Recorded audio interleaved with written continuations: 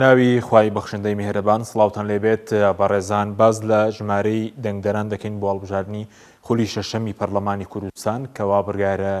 بیسیدەی ئەمساڵ بەڕێوە بچێت بە پێی ئامارەکانی کۆمیسیۆن 2,899,000 کەس بایۆمەتریان کردو و مافی دەنگدانیان هەیە باز لە وردەکارێکی دەکەین. بەڵێ دیارە هەڵبژاردننی پەرلەمانی کوردستان کەوا بڕیارە لە بیسیدا بەڕێوە بچێت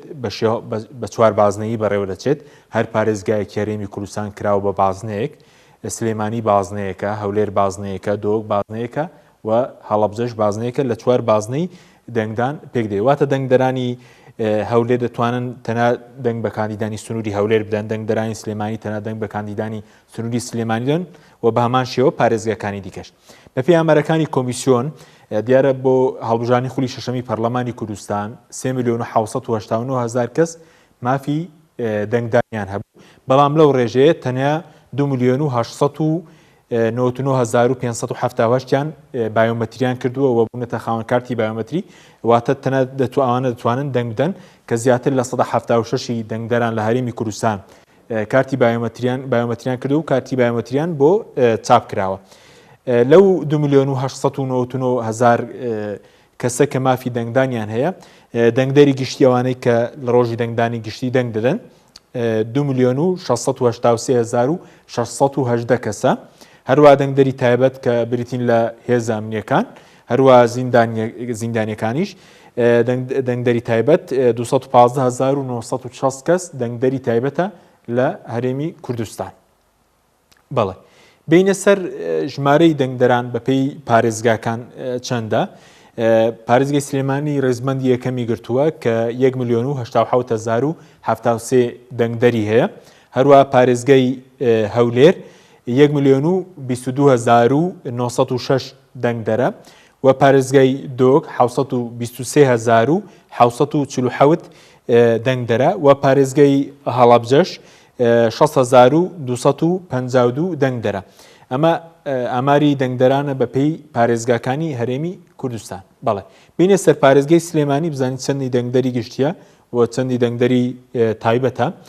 کۆی گشتی دەنگدەران 1,077,073 کەسە ئەوەی کە دەنگدەری گشتیە 1,008,412 کەس هەروە دەنگدەری تایبەت 78,661 دەنگدەرە.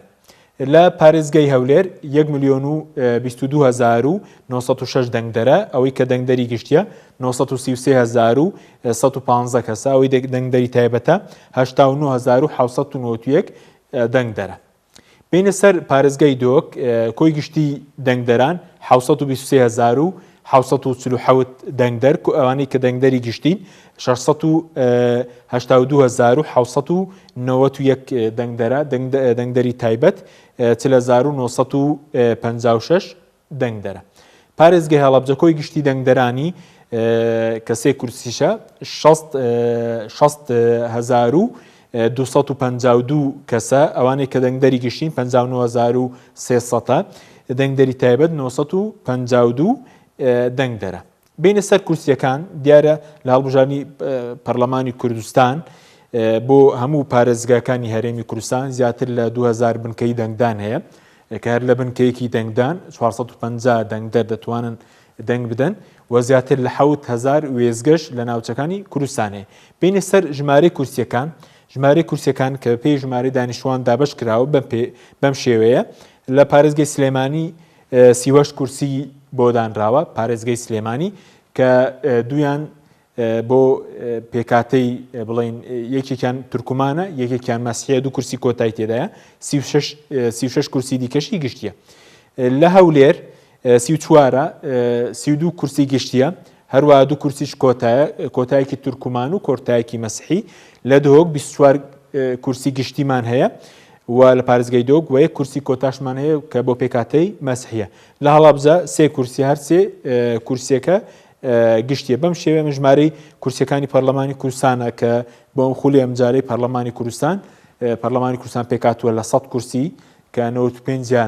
کورسی گشتین هەروە 5 کورسی کۆتاشی تێدایە کە سێ مەسیحی و دوو تورکمانە. بەڵێ ئەوەی کە بینیتان ژمارەی دەنگدەرانی پەرلەمانی کوردستان بوو هەڵبژارنی پەرلەمانی کوردستان کەوا بڕیارە لە 20 ئەم ساڵ بەڕێوە بچێت بۆ پەیامارەکانی کۆمیسیۆن زیاتر لە 176 دەنگدەران کارتی بایۆمەتریان کردووە بەخوای گەورەتان سپێرین خواتان لەگەڵ